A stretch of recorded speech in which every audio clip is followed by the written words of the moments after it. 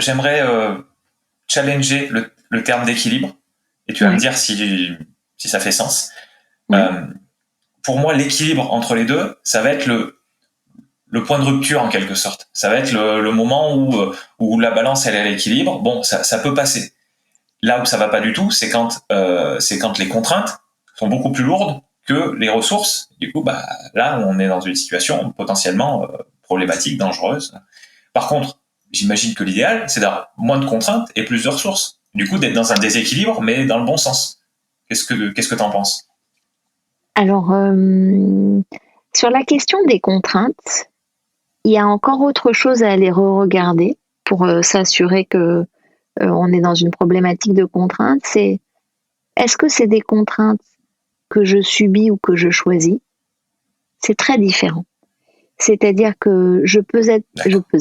je peux être dans un niveau de contrainte que je choisis. J'ai envie de boire un coup avec Alex tous les matins, tous les lundis matins quand je reviens de week-end avant de commencer ma journée. Alors le dimanche soir, je check mes mails. Comme ça, je sais que quand j'arrive le matin, je peux sociabiliser un peu. Je suis dans une contrainte, je travaille le week-end, mais choisie. Ça, c'est un premier truc. Est-ce que Ok. c'est des contraintes ponctuelles ou qui durent? Ça, c'est un deuxième critère d'évaluation. C'est très important.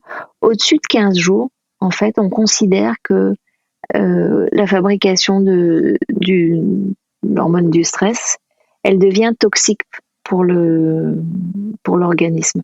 C'est-à-dire que par nature, enfin en étant un peu grossière, mais par nature, le stress, c'est ce qui me permet de me défendre sur le papier. C'est si je suis une biche et que arrive un lion, en gros, c'est cette hormone-là qui va me permettre de prendre mes jambes à mon cou et de me barrer.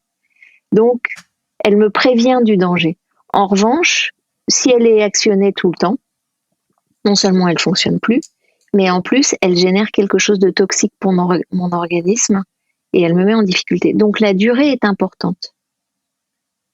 Si ça dure au-delà de 15 jours et que je n'arrive pas à remettre de la ressource euh, dans ce temps-là, alors le truc se déraille et part dans le mauvais sens. Donc, subi, choisi, dans la durée, euh, est-ce que j'ai un facteur ou est-ce que j'en ai plusieurs? Tout à l'heure, je t'ai dit l'organisation du travail, le rythme, l'autonomie, ce qui se passe dans le collectif, les exigences émotionnelles. Quand je parle des exigences émotionnelles, je t'ai parlé des gens de Pôle emploi, mais il y a d'autres choses qui vont parler à tout le monde. Euh, Quand je dis à tout le monde, c'est-à-dire au plus grand nombre. Aujourd'hui, dans les entreprises, on a beaucoup développé les espaces open space, flex office, où on n'a plus son bureau, etc. Mais qu'est-ce que ça veut dire en fait dans ma relation au travail? Ça veut dire qu'avant, je rentrais dans mon bureau, si j'étais triste, je fermais la porte et j'étais toute seule avec moi et je pouvais. Aujourd'hui, je suis à vue H24 du Hmm. mec qui est en face de moi et vis-à-vis duquel je dois afficher ou je me sens devoir afficher une attitude, un truc. Ben ça exige quelque chose de moi. Aujourd'hui, avec le télétravail, un peu à outrance, etc., dans les boîtes dans lesquelles on met systématiquement la caméra, c'est la même chose. Potentiellement, tu me demandes, voilà. Ouais. Et donc ça aussi, les exigences émotionnelles. Si je suis dans un job où je suis confrontée, je sais pas quoi, à la souffrance, au chômage, en permanence, à une espèce de misère sociale, etc., ça vient travailler des choses chez moi.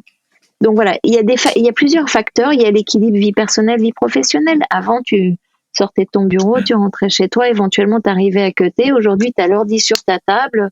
Voilà, tu as plein de choses qui font que la frontière s'efface.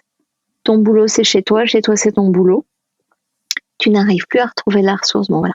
Et donc, ce que je voulais dire par rapport à ces facteurs, c'est que quand il y en a un, c'est pas grave. C'est pas parce que j'ai un niveau de charge très important que je vais être en souffrance au travail. En revanche, quand il y en a plusieurs, c'est plus problématique. Parce que si j'ai beaucoup de boulot, que je m'y retrouve pas dans mon équipe, qu'en plus je me sens pas reconnue, je t'ai pas parlé de la reconnaissance, mais que je me sens pas reconnue, que en plus, ben, j'ai besoin de travailler sur ordi, mais la connexion de mon réseau, elle est pourrie. Ça s'appelle de la qualité empêchée. Euh, et ben là, en fait, je suis exposée à un niveau de contrainte, de facteurs qui sont nombreux et qui me mettent en souffrance. Donc, c'est pas seulement la question de équilibre charge, c'est combien il y en a, combien de temps ça dure, est-ce que je les ai voulus ou pas, Ouais. et mes ressources.